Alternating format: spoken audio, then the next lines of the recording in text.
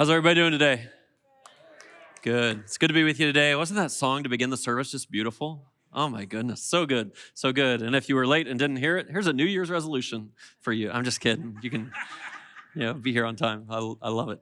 2025 was a really good year for our church. Actually, I think the right way to say it is God's goodness was apparent in our church in 2025. And I'm really, really grateful for it. We saw people coming in through our doors to explore faith and then take steps in faith. More people across every single generation. It was more boomers, more Xers, more millennials, more Gen Z, all of them, right? But especially those who are part of young families, those of you who are having your kids checked into Suncrest Kids and having their foundations of faith set for them. I just think you're doing such important work at establishing some things about God and faith in their lives. And as the parent of a young child, we also need it, right? We need the wisdom and community of a place like this to help guide our days. So it's so good to see everything God is doing here. We have a mission here. We say, used by God to change lives. We want to be used by God to change lives. Would you say that with me? Used by God to change lives. One more time. Used by God to change lives. And it defines everything what Suncrest is about. Changed lives is the goal, right? And a lot of us have had our lives changed here through the power of God and through how other people serve. And it's shaped us and reshaped us, whether it was moving from not being a Christian to being a Christian, or whether it was strength or knowledge or wisdom, all of that. But I always want to remind people the mission is only halfway done when you experience your life being changed, because the mission is that we all would be used by God to change lives. That after my life has been changed, I would now put myself in a place where God could use me for others. And, in 2025, we saw all kinds of steps of change. So whether it was, white flags we were planting of things that we were surrendering to God, or whether it was coming up forward to be anointed and receive the power of the Holy Spirit, or whether, as many of you did in December, start the hard work of reconciling difficult relationships. We've just seen God move in so many ways. And Jen mentioned our compassion offering, which was incredible, just incredible. But let me celebrate something else. I sent all of you a letter in early December saying, hey, here's a lot of good things happening at Suncrest. Also, at the start of December, our attendance had grown 17%. It ended up being higher than that by the end of the year. And our offerings had only grown 7% last year. And so I asked if you could help us close the gap on that. And get this, December was the most amazing month we've ever had financially. You gave so much that you took our year over year from being up 7% to being up 22% by the end of 2025. And it was just like, and this is why that's such a big deal. I tell people a lot, we'll set the vision, you set the pace. We'll set the vision, you set the pace. We know the work that can be done to really impact lives, help more people understand who God is, serve the needs in our community, but we will not spend more than we receive. Suncrest doesn't operate that way. So whatever comes in, that's what we have available to go carry out the mission. And so I got to tell you, at the start of December, we had some big plans for 2026, and I was like, I'm not sure we're going to be able to do them.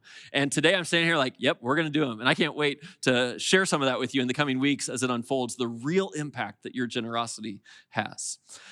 We did hit a little bit of a snag yesterday here because we were supposed to have 5 minutes in this service today where I was going to interview one of the guys who started a brand new church for us, actually one in Hamburg, Germany. He was coming to the States for a conference, and so I said, hey, come to Chicago first, spend the weekend with us, and he was going to be here, and then his flight got delayed, and then it got canceled, and obviously he's not here today, so I'm kind of bummed that I don't get to share Rudy and his story with you, but I will, just for a minute, show you a quick video. I had the chance to be in Hamburg, Germany at one of their services last year, and I recorded the video that I'm going to show you here, and it's just incredible the work God is doing through this new church and through Rudy as the church planter. Watch this with me, and then I'll give you just a second. Glaubst an Jesus Christus und wendest du dich hinzu als dein Retter. Mit ganzem Herzen. Setzt du dein ganzes Vertrauen auf ihn, auf seine Liebe und Gnade. Auf jeden Fall. Willst du Jesus folgen als dein Herr mit deinem ganzen Leben? Mit meinem ganzen Leben. Amen. So taufe ich dich auf diesen offensichtlichen Glauben, auf den Namen des Vaters, des Sohnes und des Heiligen Geistes. Amen.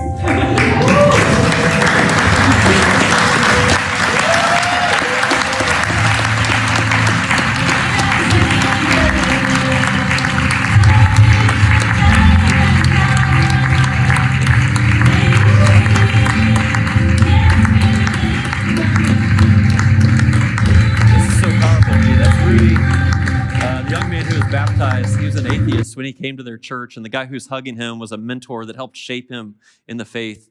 And I think, oh, this is so powerful. Because as you might imagine, Germany is not a highly spiritual country these days, but they're seeing the same things we are in America. You see all those young people, the diverse crowd, like, oh my goodness, a church that's just a year old, seeing that kind of dynamic play out, again, because of your support, your leadership, and your generosity. So thank you for all of that. We're obviously stepping into 2026 here, and if you look back to 2025, I'm sure some of you are like, I had a great year. Some of you are. You're like, let's just run it back. Let's run that play again. We'll do 2025 again, and we'll be in good shape. Some of you look back to 2025, and you're like, let's not do that again. Actually, let's reset. Let's not do a do-over, change something. And of course, most of us are in the middle of that somewhere. There were some highs, there were some lows. We're sorting some things out. We're trying to see where we would experience God and his faithfulness and where he might be trying to grow us and all those things. So, we kind of all walk into here with a different experience. I want to share with you at the start of this message, as we talk about the year to come, a quote that I read last summer. So every summer I take a few weeks off of teaching so that I can spend some time praying, reading a lot, thinking a lot about what the next year should be, what we should teach on, all those sorts of things. And last summer when I was reading, I came across this quote, and I have not been able to shake it. I don't actually want to shake it. I want it to shape me in lots and lots of ways. This was such a big deal to me that I felt like I needed to share this with our Gen Z staff because it gets a little bit at young adults in particular. And so I had a lunch with our Gen Z staff this fall, and I wanted to just share this quote with them, have us think about it. And I kind of want it to rattle all of you also. I'll share the quote in my Note from Greg email this coming week, but I want to read it to you. It's from a guy named Nick Cave, and you may not know who Nick Cave is. I didn't, but he's an Australian singer-songwriter, and just to give you kind of his range, he's written songs that were performed by Johnny Cash and by Metallica. So how about that for a nice range? And you can probably imagine even the tone of some of his mindset writing for those people. Just listen to this quote, see if it resonates with you. He says, "You're right to be worried about your growing cynicism, and you need to take action to protect yourself and those around you, especially your child. Cynicism is not a neutral position. And although it asks almost nothing of us, it is highly infectious and unbelievably destructive. In my view, it is the most common and easy of evils." I know this because much of my early life was spent holding the world and the people in it in contempt. It was a position both seductive and indulgent. Unlike cynicism, hopefulness is hard-earned, makes demands upon us, and can often feel like the most indefensible and lonely place on earth. Hopefulness is not a neutral position either. It is adversarial. It is the warrior emotion that can lay waste to cynicism. And this is so striking to me because I think the power that you and I have is that we either open ourselves up to what God might do in us and through us, or we close ourselves off to it. And when we take a position toward the world, toward people around us, toward anything that's cynical, it's easy and it's evil. But for a guy who lived it, he's like, can I ask you to embrace the warrior emotion of hopefulness? That life does not have to be the same way next year as it was last year, and that there can be something different. It's really with that idea in mind that I want to lead you to today's message. As I said in my weekly email this past week, this message, it isn't for everyone. Some of you today, and I'll describe in just a moment, some of you will get a pass. Some of you are in a pretty healthy place in life right now, and if you're healthy and breathing fine, and I came at you with like an AED machine to try to, shock the system, you'd be like, whoa, I don't need that. I don't need that. Well, today's message isn't really a shock the system as much as it is maybe a jump start or a reset. But some of us are in a place in life right now where we're like, actually, I do need a reset. And some of us aren't. It's interesting. I study change a lot because our mission is to be used by God to change lives. And change happens in lots of ways. Probably the biggest distinction is sometimes it's kind of slow and incremental and grows over time. And other times it's like a big step or another big step that kind of shocks the system and grows. And both those kind of change are very valuable. And they also have some challenges. You know, the incremental change, which a lot of times is baby steps where you feel like, I can take a next step, I can take a next step. That's good, but you usually don't see the difference it's making quick enough. And so sometimes people give up on the baby step sort of change. When you take a big step of change, it's hard and it costs you something, but you at least get to immediately feel the difference that it makes. This is essentially evolution and revolution. And I would say to you, if you're in a good place right now in life, in your life with God, just keep evolving, like keep taking those steps for evolution. But if you're not in a great place right now, I want to ask you to consider today something that would shock the system a little bit and get you moving again. It would create a big enough change so you could see the difference that it would make, a little revolution in life. Let me describe those two categories a little bit more so you know whether this message is for you or not. If your life is firm, if it's fulfilling, and if it's fresh, then I'm going to encourage you today just to take a pass on this message. Honestly, spiritually and in life, it sounds like you're in a pretty healthy place. And I would just encourage you to keep doing what you're doing. These words matter. Jesus gave us the firm idea. He said, after his main teaching, he said, anyone who hears these words of mine and puts them into practice is like a wise man who built his house on the rock. Storms are going to come, the waves rise, the winds blow. That's how life works. But the one who puts my words into practice stands firm. And some of you, that's your story. You've been through a lot, but you're standing firm. You're solid at your core. Fulfilling. Like, if you're living a fulfilled life, you're not running on empty, right? You have a little extra. It's overflowing a little bit. It's kind of a beautiful thing. And some of you are in that place in life, and you shouldn't diminish it. You should be like, thank God that I'm in a really fulfilling place right now. And fresh is just like, yeah, I kind of experience like a little spark inside, a little newness. Even when the scriptures say God's mercies are new every morning, you're like, yeah, that's what I'm feeling. Every day I wake up and I sense God's mercy. So if you're in a place like that, where like, man, it's firm, it's fulfilling, it's fresh, thank God for that. And I'm not encouraging you to take any of the steps that I'm giving you today. Chances are actually that you may have already taken some of the steps I'm going to talk about today. It's why you ended up where you are. But today, I'll just have you be an encouragement to others who aren't maybe in the same place. If, on the other hand, life for you is dead or dull or dissatisfying, I am going to encourage you to take a step today. It's essentially opening ourselves up to be like, life, spiritual life, and life as a whole is not really where I want it to be. You might think the descriptor of dead is a little extreme, and it is. Not many people in this room feel that way, but in a room this size, probably 10 of you do. Like you just feel dead. Like there's nothing. And hopefulness, when I start to cast a vision for that, you're like, can't even go there. And if that's you, I'm encouraging you today just to crack yourself open a little bit. Say I'm open to something more. Maybe it's just dull.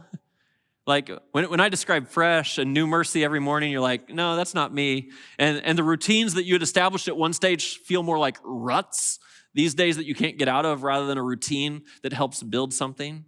And dissatisfied, I think, a lot of times in a relational environment, and God is definitely a relational environment, there's kind of an early spark in a relationship and it feels great early on. And then you get to a spot where you're like, oh, the newness, the shininess has worn off. And you make a decision. Either I dive in and I keep investing in this relationship to build it, or I just stop where it is and leave that one on the pile of rubble also. And I'm encouraging you today to take a step in. Now, there's maybe a third group of people here. And let me describe this just for a second. Or if you're new and you're just diving in. I mean, maybe you haven't been part of our church before. Maybe you came to Christmas Eve. Maybe you're starting out the new year. You thought, I'll go to church today. And here you are. And I don't know you at all. I don't know anything about your journey. But I do know that if you would take one of the steps that I'm going to give you today, I think you'll actually get the chance to experience, hey, is this faith thing real? Is there something to it? Could it really make a difference in my life? And you can go for it in that way. So with that in mind, I'm wildly curious who in the room is like, hey, for me, life is fresh and fulfilling and firm. I'm good. And who in the room would be like, Actually, it's a little dissatisfying or dull, or things like that. I'm not gonna ask you to raise your hands, but this message is called Challenge Me. Challenge Me. And so I actually am, in just a minute, gonna ask all of you to say out loud if you want me to challenge you today to take a step. Now, here's how this is gonna go. I have 3 different things I'm gonna encourage you to consider. And I'm gonna ask you to choose one of the 3, not all of the 3, to kind of jumpstart, something in your spiritual life, your life with God again. And I'm curious if you would say yes to that.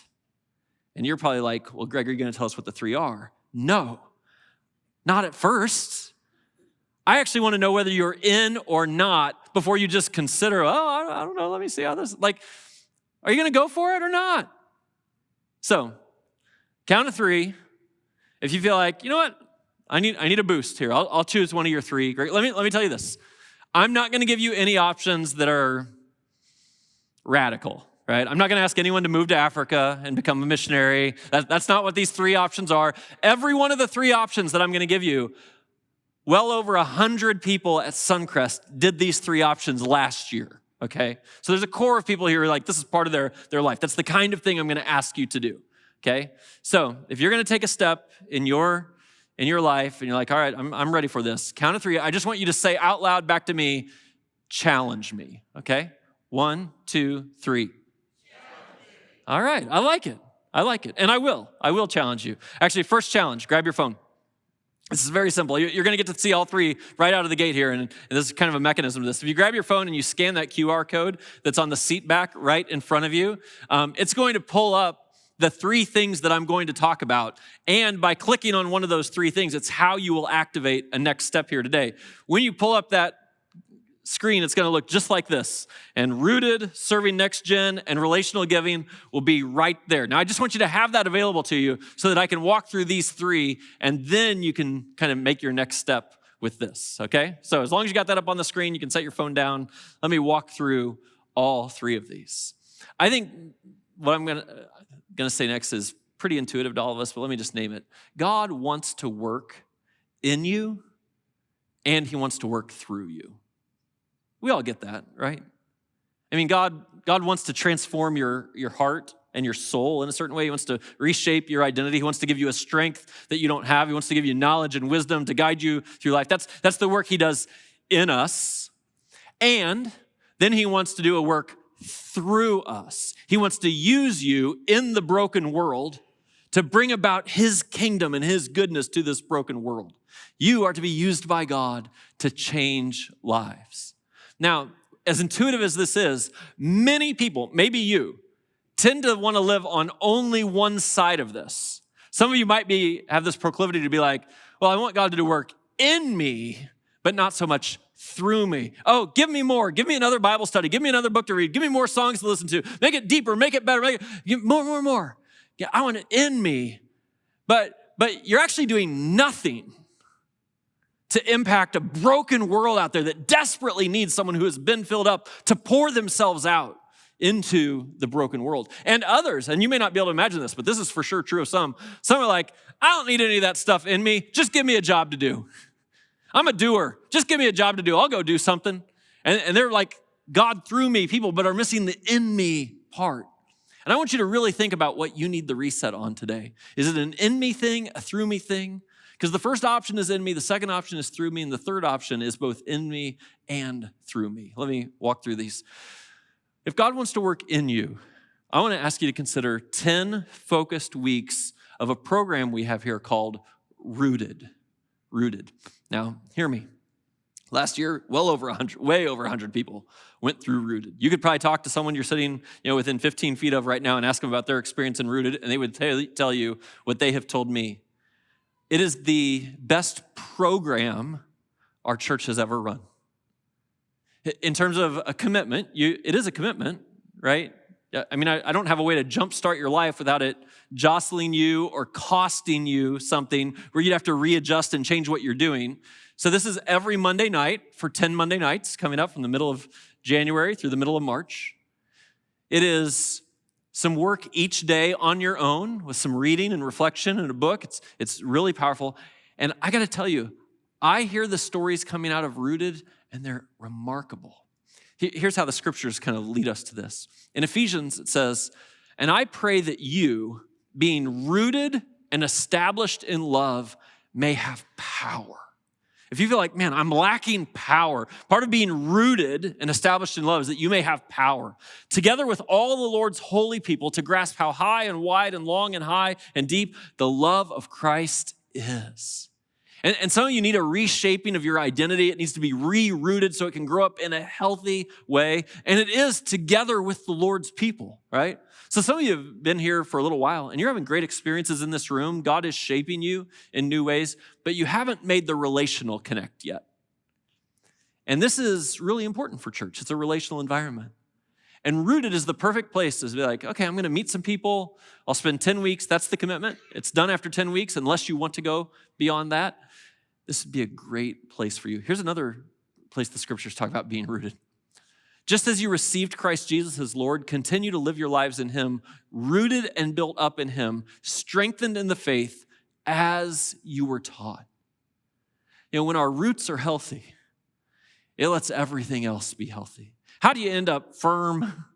How do you end up fulfilled? How do you end up fresh? It's because the roots have what they need. And this passage actually points maybe to a specific group of people here. Well over 100 people were baptized at Suncrest last year. And if that was you and you haven't taken the steps of being rooted yet, can I encourage this to be your step? Or maybe you were baptized the year before, but it is at the beginning of that journey. You've received Christ, as this says, now to be rooted and built up in him. Last spring at one of the celebrations for Rooted, we've run it 3 times a year. I took this picture at the celebration. You know, I'm kind of in the back of the room. We were in this room. There's a huge crowd. A ton of people went through it. And on the platform, people had these cardboard testimonies, we call it. On one side of the cardboard, it's talking about what their life was before Rooted. And then they flip it over and it's amazing to see the transformation expressed so simply and so powerfully together. So, Rooted might be the best option for you. And I'd encourage you to consider that as option 1. Option 2, through you. That God would do a work through you to make an impact on the world. And particularly, I want to ask a big crowd of you today to start serving with the next generation. Infant through 5th grade, Suncrest kids on Thursdays and Sundays. Middle school at 5 o'clock on Sunday evenings. High school at 7 o'clock on Sunday evenings. Listen, I don't like to rank the different serving areas at Suncrest as more important or less important. I don't really feel that way. Some of you serve with our compassion ministries and you're at Sojourner Truth House in Gary and Phil's Friends and Down Syndrome Association, and it's like making a huge impact on the region around us. And some of you serve on guest experience and your smiling face is the exact greeting that someone needs when they're walking through our door for the first time. God has gifted you with hospitality and I love it that you're doing that. Some of you serve on singing and worship and tech to make these services happen. It all matters. It really, really all matters. The much bigger divide than where you serve is actually the question of if you serve. Jesus is leading us to this. He's like, it's going to be hard to live a Jesus-following life without being a person who serves. This is what Jesus says. Just as the Son of Man did not come to be served, but to serve, and he gave his life as a ransom for many. I know it might seem counterintuitive, but the fulfilling life is the one that you've given away, and you see the impact that it makes. And so Jesus actually gives us all a good test here. I mean, we could think about this in the context of our walk with Christ. We could think about this in the context of our life with this church. Am I serving? Am I being served? Am I serving? Am I being served? Well, all of us are being served to some degree. That's happening all the time around here. So it just leaves the question, am I serving? And if you're not, I want to ask you to consider this step and consider it especially with the next generation. My mom called me a week before Christmas. And when we were talking on the phone, she said, hey, Sandy Stabler died. Now, you don't know Sandy Stabler, but she's been a friend of my mom's for 50 years. part of the church that my mom's been a part of since I was a child. They actually would sing together in a quartet for a number of years at that church. And yeah, I could tell my mom was grieving. She'd lost a friend, a lifelong friend. And as I was trying to, console my mom and pray with her and just resonate with her, I started thinking about Sandy Stabler. I'm like, my experience with Sandy is different. Sandy was my Sunday school teacher when I was 3 years old. She taught the threes at First Christian Church of Camp Point, Illinois. And I'll never forget it. I don't think I can remember any particular lesson she actually taught me. How could I? I was 3 years old. I just remember that she seemed to love me. And then as I would grow up and I would see her, she'd always encourage me. It was the relational part as much as the content part that really, really mattered to me. And you probably have this too. You remember the names of all your elementary school teachers, right? They shaped your lives in ways almost nobody else could. And if you grew up in church, I bet you remember the names, the good ones and the bad ones of the teachers you had in your classes. I had a bad one. I definitely remember her name. And I had some good ones too. And then I think, man, it was in my teenage years at that same church where, this is what teenagers do, right? I was trying to pull away from my parents' influence a little bit, and also kind of knowing I still needed some guidance and some wisdom, something I could trust from an adult perspective. And a couple of my youth leaders, when I was in middle and high school, it is not an overstatement at all to say, if it were not for them, I would not be standing here today. It's that significant. And you also, not because you're a Bible expert, but because you care, could invest in these kids, build a relationship with them, be there week in and week out as a relational presence and encouragement to them and to teenagers. Now, this is what's wild. I think a lot of times we get kind of a stereotype of, well, who's probably the kind of person who serves in those areas? Can I tell you this? Within our student ministry, middle school and high school, we have some people who are serving who are as young as probably 20 years old, and we have some serving 65 years old. And that's so important. Actually, in the 9 o'clock service, I said 65, and a guy was sitting over, he's like, it's higher than that, because he serves with them.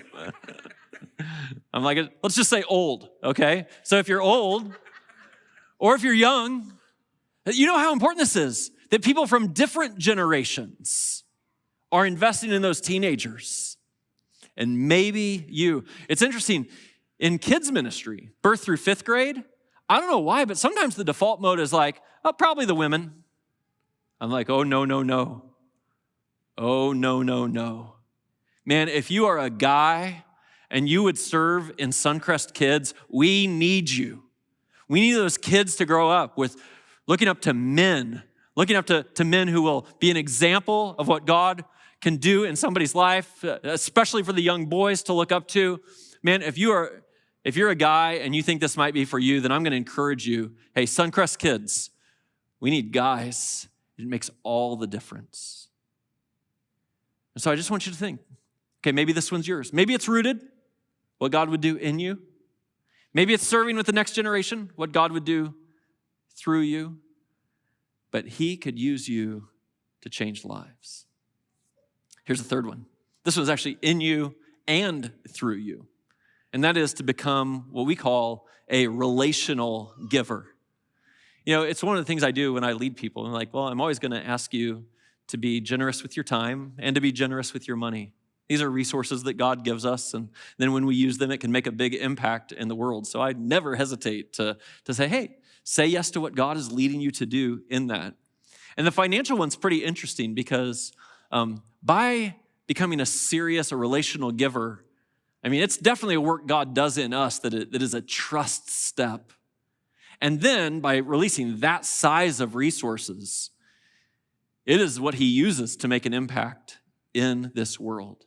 If you've been around Suncrest, I like to help people see how the journey of generosity usually goes. A lot of people walk in our doors, they've never really been financially generous before. That's okay, I understand. You just start as a rookie giver. Some of you, when you gave to the compassion offering this past Christmas, you were a rookie giver. And I think that's awesome. Like you got to participate in making a difference and having God do something in you and through you. After you make like one gift or some random gifts, then I encourage you to take the step to become a recurring giver. A recurring giver is someone who sets an amount of money. It could be $5 a week or $50 a week or $100 a week. And you just say, yeah, it's going to be a habit of mine. I'm going to be a giver week in and week out. But relational, not radical, relational, what I'm asking you to do is something that hundreds of people do around here. And the relational definition is this, that you give the first tenth of your income to God. It's a significant step. I mean, no doubt about it. A tenth of our income. But it's the most beautiful thing that can happen. It's interesting to me because sometimes when I say, hey, giving a tenth, people will say, isn't that an Old Testament, Old Covenant principle? And if you've been around Suncrest, you know we are not an Old Covenant, Old Testament, based church. We live in the new covenant that Christ has brought. But one of the things is that Jesus actually really reinforces this idea. Here's what he says in Luke 11. He says, you give God a tenth, but you neglect justice and the love of God. The crowd he was talking to was actually writing the check to give the tenth, but it wasn't really shaping them, and they didn't really care for people that much. And Jesus says, you should have practiced the latter. The justice and love of God, critically important for every follower of Jesus. Without leaving the former, giving the tenth undone. Now, the reason we call this relational giving is because when you're a recurring giver and you've established a habit, $5 a week, $10 a week, $50 a week, $100 a week, almost everyone, the way they come to that conclusion is they look at their money and they say, man, I want to be generous. What can I afford? And then they make a choice and they become a recurring giver. That's great. Relational giver is a different question.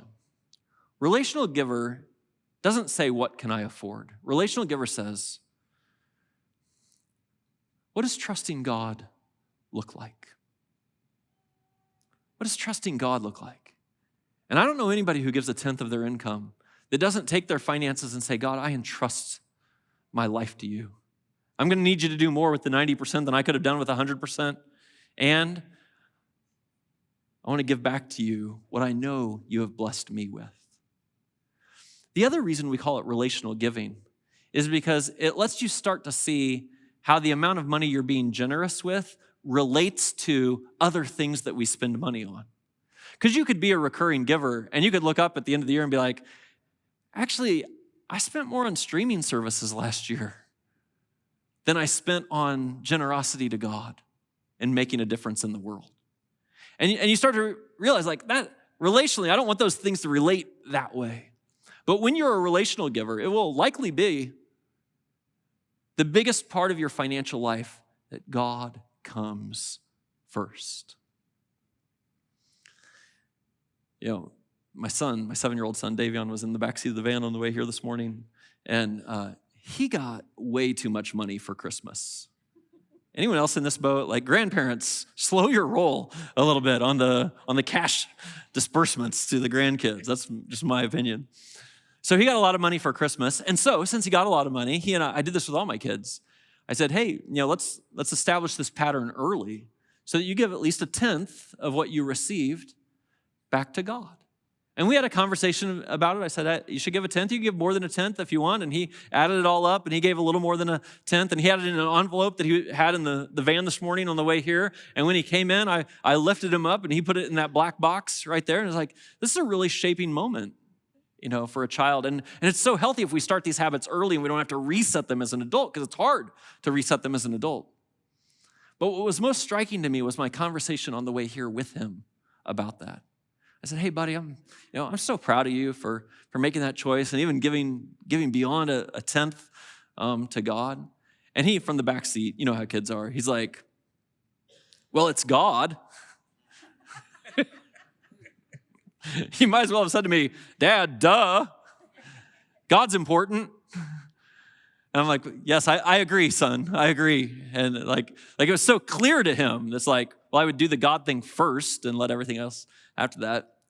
We're driving down the road a little further. And then he said, but I do like money. And I said to him, hey, buddy, it's okay to like money. It's not okay to love money. It's okay to like money. It's not okay to love money. The scriptures teach us the love of money is the root of all kinds of evil. And so this habit that we establish to release our money to God is this demonstration that I control where my money goes. My money doesn't control me. So, 3 options. And every one of you who said challenge me just a little bit ago, I want you to grab your phone again right now. And even if you didn't say challenge me, but you're like, I needed to do that, you can grab your phone too.